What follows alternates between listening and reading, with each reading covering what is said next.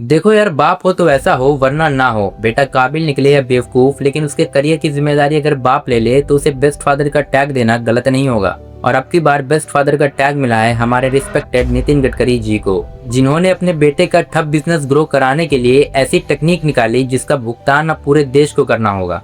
Ethanol, आज इसी की चर्चा हर तरफ हो रही है। गडकरी साहब ने अपने बेटे का इथेनॉल बिजनेस उठाने के लिए देश को 360 घुमा दिया और एक बड़ा फैसला लेते हुए ऐलान कर दिया कि भाई देखो, मेरे बेटे का बिजनेस चल नहीं रहा है तो एक काम करो, देश की सभी गाड़ियों में पेट्रोल की जगह इथेनॉल डालना शुरू करो ताकि मेरा बेटा तरक्की कर सके।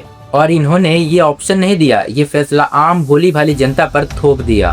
भाई शुक्र मनाओ कि बेटे ने इथेनॉल का धंधा शुरू किया था, कहीं गलती से कफन बेचने का धंधा शुरू कर लेते तो गडकरी साहब ने ताव में आकर मीडिया के सामने ऐलान कर दिया कि कल रात मैंने एक फाइल पे साइन कर दिया कि अब से गाड़ियां 100% इथेनॉल पर चलेंगी। उन्होंने कहा कि मारुति की वैगनार गाड़ी अब 100% इथेनॉल कंज्यूम्ड बनाई जाएगी। इसके अलावा और भी 2-3 गाड़ियां और बाइक इसी पैटर्न पर बनाए जाएंगे। आने वाले फ्यूचर में और भी दूसरी कंपनीज ऐसी गाड़ियां बनाएंगी जो 100% इथेनॉल पर चलेगी और इको फ्रेंडली होगी। ऐसा क्यों किया गया, इसका कारण हर बार बदल जाता है। असल कारण तो एक ही है, लेकिन जनता को कन्विंस करने के लिए अलग अलग कारण दिए जाते हैं। जैसे पहले कहते थे कि पोल्यूशन कम होगा, फिर कहा कि किसानों का भला होगा, फिर कहने लगे कि पेट्रोल की जगह इथेनॉल यूज करेंगे तो फिर सस्ता पड़ेगा, और अब मेरे ख्याल से ये कहेंगे कि जो इथेनॉल वाली गाड़ी नहीं चलाएगा वो देशद्रोही कहलाएगा, इसलिए राष्ट्र हित में इथेनॉल वाली गाड़ी ही चलाओ। लेकिन गडकरी साहब, इसमें राष्ट्र हित तो कहीं दिख ही नहीं रहा, इसमें साफ साफ तौर पर बेटा हित दिख रहा है। मैं आम नागरिक की तरह गडकरी जी से बस एक ही सवाल करना चाहूंगा कि अगर वैगनार और मारुति जैसी कार कंपनीज और बहुत सारे बाइक्स भी अगर इको फ्रेंडली और 100% इथेनॉल कंज्यूम्ड बनाई जाएंगी तो अभी जो गाड़ियां सड़कों पर चल रही हैं उनका क्या होगा? उनको घर में ऐसे ही खड़ी कर दें या फिर आग लगा दें? इतना तो आप बता ही सकते हो ना सर जी। ये जो आपने मुस्कुराते हुए सीना चौड़ा करके फैसला सुना दिया, इसका कोई सर पैर है भी या नहीं? आप प्रेस कॉन्फ्रेंस में 50 तरह की बेतुकी बातें करते हो जिनका कोई सर पैर नहीं होता। एक समय था जब आपकी बातों को लोग सीरियसली लेते थे, पर अब मुझे तुम्हारा मुंह बिल्कुल नहीं पसंद आया। आज तो पहले आपने कहा कि 20% इथेनॉल यूज में लाया जाएगा, फिर कहने लगे कि नहीं 100% इथेनॉल यूज होगा। कहीं ऐसा तो नहीं कि बेटे ने कहा पापा कंपनी अभी थोड़ा ही प्रॉफिट में गई है, कुछ और करो ना पापा। बस पापा ने कहा क्यों नहीं बेटे रुक, और फिर फरमान जारी कर दिया कि अब सिर्फ 20% ही नहीं 100% फायदा मेरे बेटे को ही मिलना चाहिए।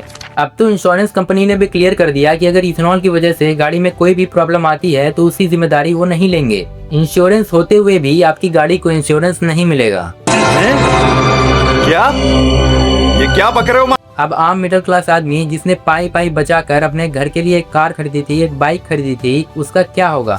देखो गवर्नमेंट जो है ना, वो अपनी बात को सही साबित करने के लिए बहुत सारी चीजें बताएंगी, जैसे कि आपको सस्ता पड़ेगा, इको फ्रेंडली है, पोल्यूशन नहीं होगा, फलाना ढिमकाना, 1000 तरह की बातें वो आपके सामने रखेंगे और आप उन बातों को मान भी लोगे। लेकिन एक बात हमेशा आप सोचना कि अगर 2026 से इको फ्रेंडली इथेनॉल 100% वाली गाड़ियां बनेंगी तो उससे पहले जो गाड़ियां चल रही हैं सड़कों पर, उनका क्या होगा? उनके लिए कुछ सोचा गया या नहीं?